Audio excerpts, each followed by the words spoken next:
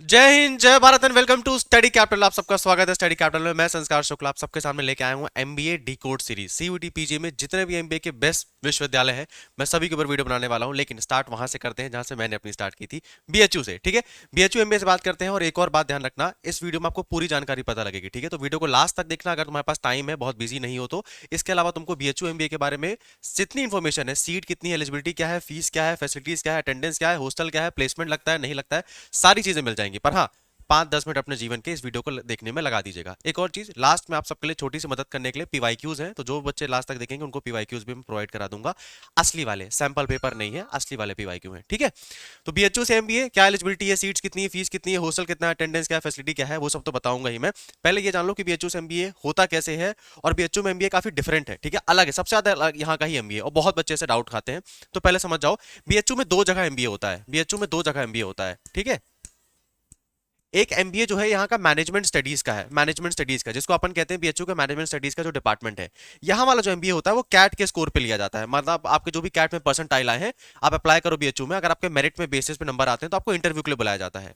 दूसरा एमबीए हम जिसकी बात करने वाले हैं वो हमारे सीयूईटी पीजी के अंदर आता है। सीयूईटी पीजी के अंदर आता है। ठीक है, जो कि हमारे कॉमर्स फैकल्टी के अंदर आता है। ये एमबीए दो तरह के एमबीए होते हैं, तो ये हमारा जो एमबीए है वो हमारे कॉमर्स फैकल्टी के अंदर आता है। ठीक है, और इसमें तीन चीजों में एमबीए कराया जाता है। फाइनेंशियल रिस्क मैनेजमेंट है और ये सब चीजें हैं, वो सब मैं बताऊंगा भी। तो समझ में आ गया। तो ये वाले एमबीए अपन नहीं भर सकते, अपन सीयूटी पीजी में ये वाला एमबीए भर सकते हैं। सर क्या एमबीए अच्छा है या नहीं है? भैया दोनों बहुत अच्छे हैं, कहीं पे एडमिशन मिल जाता है, बहुत ही अच्छा है। ठीक है, बीएचयू जो फाइनेंशियल मैनेजमेंट वाला एमबीए है, यहाँ का आप थोड़ा ज्यादा अच्छा कह सकते हो, पर बीएचयू कॉमर्स डिपार्टमेंट का एमबीए भी वन ऑफ द बेस्ट है, और बहुत कम फीस में। इतना सस्ता एमबीए शायद तक कि कहीं पे हो रहा हो, और बीएचयू की रेपुटेशन तो मिलती है, तो वो चीजें भी वर्क करती हैं। ठीक है, तो ये आपका बीएचयू वाला एमबीए रहा। ठीक है, अब एक डाउट और समझ लो जो मैं क्लियर कर देता हूं, उसके बाद तुमको सारी चीजें पता लग जाएंगी।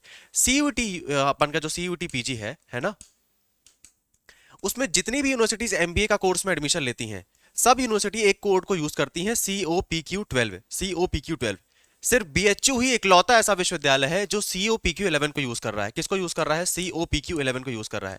ये क्या है सर? ये आपका कोड है। कोड मतलब क्या? इसमें सिलेबस थोड़ा डिफरेंट हो जाता है। सिर्फ बीएचयू के एमबीए में ही ये कोड यूज हो रहा है। मैं चिल्ला चिल्ला के बोल रहा हूं, ध्यान रखना, सिर्फ बीएचयू के एमबीए में। फर्क क्या है सर? COPQ11 और 12 में बस इतना फर्क है कि आपके COPQ11 में आपको जीके जीएस पढ़नी पड़ जाती है, और आपके जो COPQ12 है इसमें आपके जीके जीएस नहीं आती है। इसके बजाय आपको डाटा इंटरप्रिटेशन पढ़ना पड़ता है। बाकी आपको इसमें भी लैंग्वेज पढ़ना पड़ेगा, रीजनिंग पढ़नी पड़ेगी, मैथमेटिक्स पढ़नी पड़ेगी, जीके जीएस पढ़नी पड़ेगी, और कंप्यूटर पढ़नी पड़ेगी। COPQ11 में क्या है? इसमें भी लैंग्वेज पढ़ना पड़ेगा, इंग्लिश या हिंदी में से कोई एक। तुमको रीजनिंग पढ़नी पड़ेगी, मैथमेटिक्स पढ़नी पड़ेगी, और डाटा इंटरप्रिटेशन पढ़ना पड़ेगा। ठीक है, तो बस जीके जीएस अलग हो जाता है। सिर्फ बीएचयू ही COPQ11 यूज कर रहा है, बाकी सभी यूनिवर्सिटीज एमबीए के लिए COPQ12 यूज कर रही हैं। मैं इतना एडवाइस करूंगा, इस पे ध्यान देना COPQ12 में, क्योंकि तुमको अगर मान लो बाई चांस बीएचयू नहीं मिला तो तुमको सारी यूनिवर्सिटी से हाथ धो बैठे हो, कहीं पे भी एमबीए में एडमिशन नहीं मिलेगा। तो COPQ12 को पढ़ते रहना। दोनों का सिलेबस सेम है। दिन में 1 या 2 घंटा एक्स्ट्रा लगा के तुम्हें काम करना, जीके जीएस को भी कवर करो। ठीक है, दिन में 1 या 2 घंटा लगा के। जीके जीएस कैसे कवर करनी है? इसमें मैक्सिमम पोर्शन आपके करंट अफेयर और स्टैटिक जीके का आता है, जिसके ऊपर मेरी लाइव क्लासेस हर दिन चलती है 8 से 9। और मैं जनवरी में आपका जो स्टार्ट होने वाला है उसमें पूरा जीके जीएस भी कवर करूंगा और करंट अफेयर भी कवर करूंगा। तो उसको ज्वाइन करना, उसके बारे में बाद में बात करते हैं हम अभी। अभी यहाँ ध्यान देना, COPQ12 में तुमको डाटा इंटरप्रिटेशन पढ़ना पड़ता है, तो मैथ्स रीजनिंग दोनों में काम आएगा, लैंग्वेज दोनों में काम आएगा। 1 या 2 घंटा तुम अपने स्मार्ट में डाटा इंटरप्रिटेशन में दे दिया करो, और 1 या 2 घंटा तुम अपना जीके जीएस में दे दिया करो। ठीक है, बस इतना करना है। एक और चीज, बीएचयू के एमबीए में लास्ट चीज आपको बता देता हूं, बीएचयू के एमबीए में आपके 80-20% का वेटेज चलता है। 80-20% का, इसका क्या मतलब है सर? आप जितने मार्क्स स्कोर करोगे उसका आपका 80% काउंट किया जाएगा, बाकी आपका 20% बीएचयू में एक इंटरव्यू होता है और आपका एक ग्रुप डिस्कशन राउंड होता है। इन दोनों के मार्क्स मिला के, मतलब ध्यान रखोगे तुम्हारे रिटर्न में बहुत अच्छे मार्क्स है तो इंटरव्यू किसी का इतना खराब नहीं जाता है, यहाँ पे ठीक ठाक ही होता है। तो तुमने यहाँ अच्छा स्कोर कर लिया ना रिटर्न में, तो फिर इंटरव्यू निकल ही जाता है, इसकी कोई इतनी दिक्कत वाली बात नहीं है। ठीक है, अब डाउट समझ में आ गया, अब परेशानी तो नहीं है। ध्यान रखना, अगर बीएचयू की तैयारी करना चाहते हो तो COPQ11 को टारगेट रखना, पर COPQ12 मत छोड़ना। दोनों का सिलेबस सेम है। डाटा इंटरप्रिटेशन और जीके जीएस में क्या करना है? 1-1, 2-2 घंटा अपना दोनों को समय डिवाइड करके रखो, बेस्ट होगा आपके लिए वो। ठीक है, अगर किसी ने ऐसा ध्यान दे दिया तो उसके पास तो ऐसा होगा कि यहाँ पे भी टॉप यूनिवर्सिटी मिल रही है, यहाँ पे बीएचयू भी मिल रहा है, दोनों चीज पॉसिबल है। अब हम बात करते हैं यहाँ पे कितनी सीटें हैं, कितनी क्या चीजें हैं। ध्यान रखना, मैं कोई चीज बकवास वाली नहीं बताने वाला हूँ कि ये पेपर में छपा था या अखबार में छपा था इतनी सीटें थी, ऐसा कुछ भी नहीं है। बीएचयू के ऑफिशियल बुलेटिन से बता रहा हूँ आपको मैं। ठीक है, ये आपको पीडीएफ भी मिल जाएगा इसका। ये बीएचयू का ऑफिशियल बुलेटिन है, तो इसमें बीएचयू ने खुद बता के रखा भी है हमारे यहाँ कितनी सीटें, हम कितने बच्चे लेने वाले हैं अपने एमबीए डिपार्टमेंट में।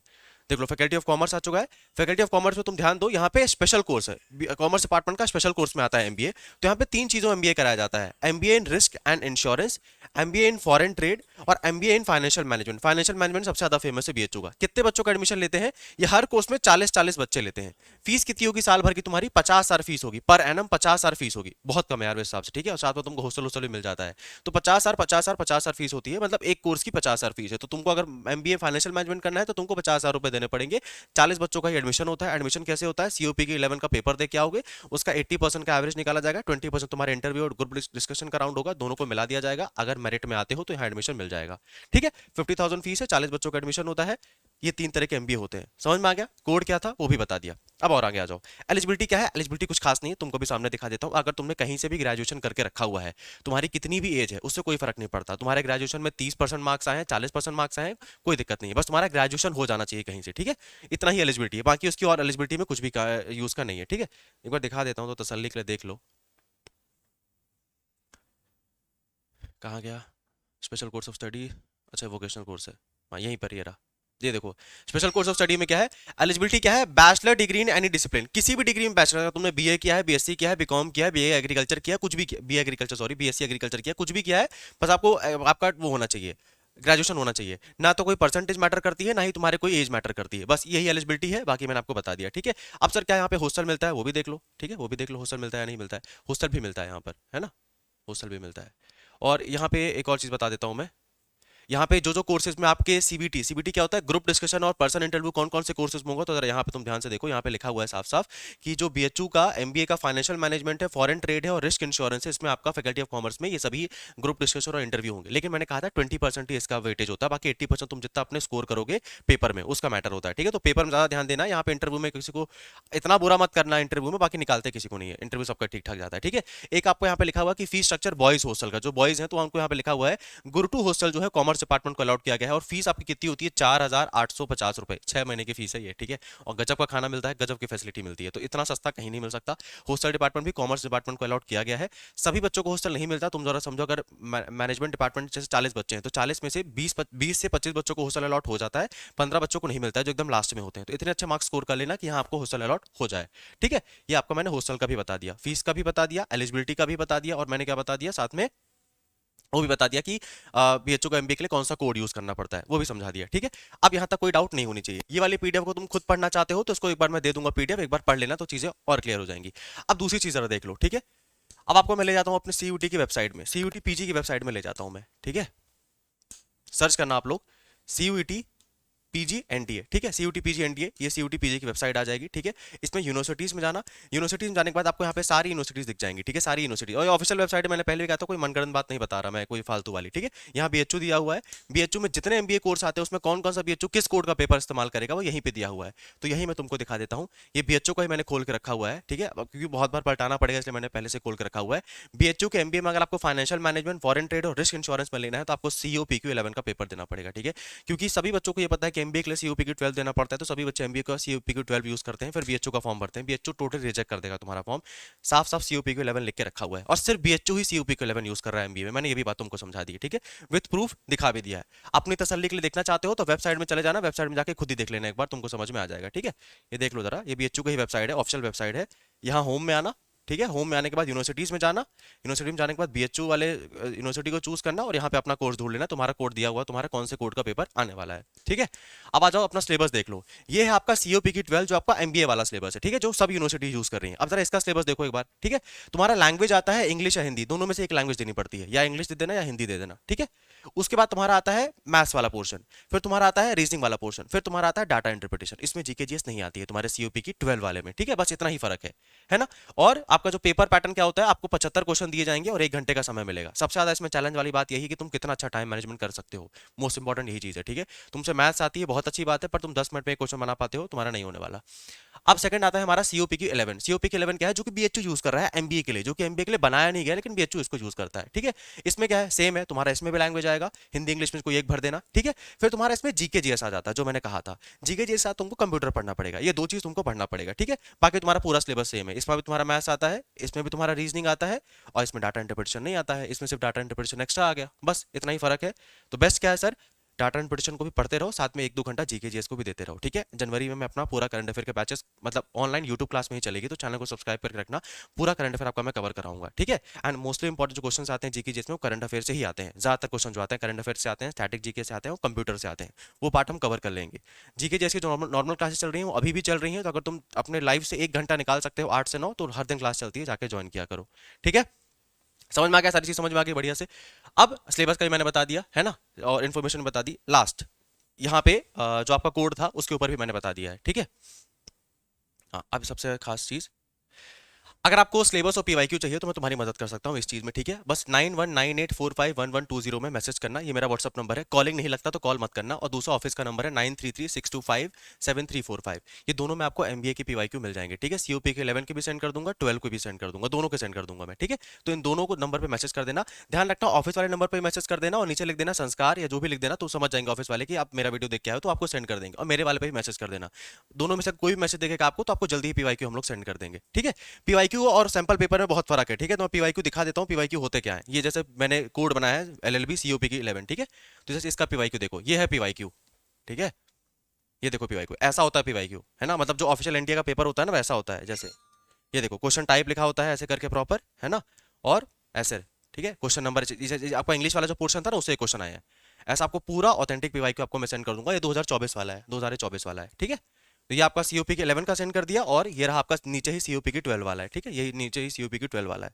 तो ये वाला आपको पीआई को यहाँ से मिल जाएगा, ठीक है। दोनों नंबर पे मैसेज कर देना। बस एक चीज ध्यान रखना कि मैं शायद तक आपको पीआई क्यू ना सेंड कर पाऊं, तो आप ऑफिस वाले नंबर पे जरूर मैसेज कर देना 9336257345, और मेरे वाले पे ही मैसेज कर देना। बस ऑफिस वाले में संस्कार लिख देना, ठीक है, जिससे ऑफिस वाले समझ जाएं कि आप पीआई क्यू के लिए मेरे वीडियो देख के आओ, तो जल्दी सेंड कर देंगे। नहीं तो बहुत लोग फालतू के लिए मैसेज करते रहते हैं।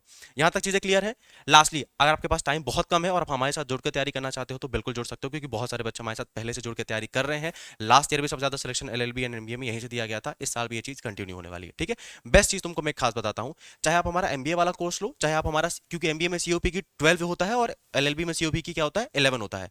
खास चीज क्या है, आप कोई भी एक कोर्स लो, आपको हम जीके जीएस और डाटा इंटरप्रिटेशन पढ़ा देंगे, साथ में पढ़ा देंगे, क्योंकि हमको मालूम है कई बच्चे को एमबीए करना है लेकिन वो एलएलबी वाला ये वाला ले लेगा, 11 वाला कोर्स ले लेगा, फिर उसको डाटा इंटरप्रिटेशन अलग से पढ़ना पड़ेगा। ऐसा यहाँ पे नहीं होगा तुम्हारे में, ठीक है। तुम कोई दोनों में से कोई भी कोर्स ले लो, तुमको maths, reasoning, language, GK GS, computer और डाटा इंटरप्रिटेशन दोनों में से दोनों कोर्स में पढ़ा दिया जाएगा, चाहे तुम एमबीए का कोर्स ले लो चाहे तुम एलएलबी का कोर्स ले रहे हो। बस अपने दिमाग में क्लियर रहना कि तुमको सबसे ज्यादा फोकस किस में करना है, वो तुम्हारे ऊपर है। बाकी दोनों में से जो भी कोर्स लोगे हम दोनों में सेम चीज पढ़ा देंगे आपको, ठीक है।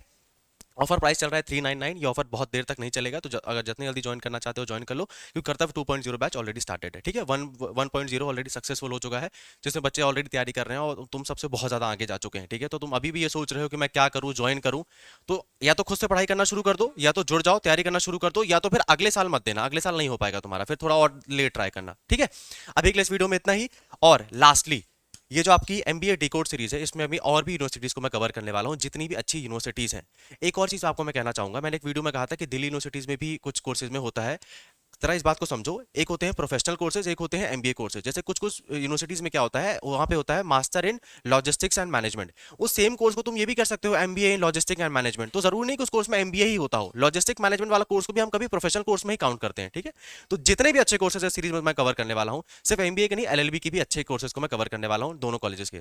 तो चैनल को सब्सक्राइब करके रखना, और क्या तुमको ऐसे और वीडियो चाहिए जरूर बताना कमेंट बॉक्स में। और नेक्स्ट यूनिवर्सिटी तुम किसके ऊपर चाहते हो, Delhi university, Hyderabad university, Pondicherry university, जिसकी सबसे ज्यादा डिमांड आएगी उसी के ऊपर वीडियो बनाने वाला हूं मैं।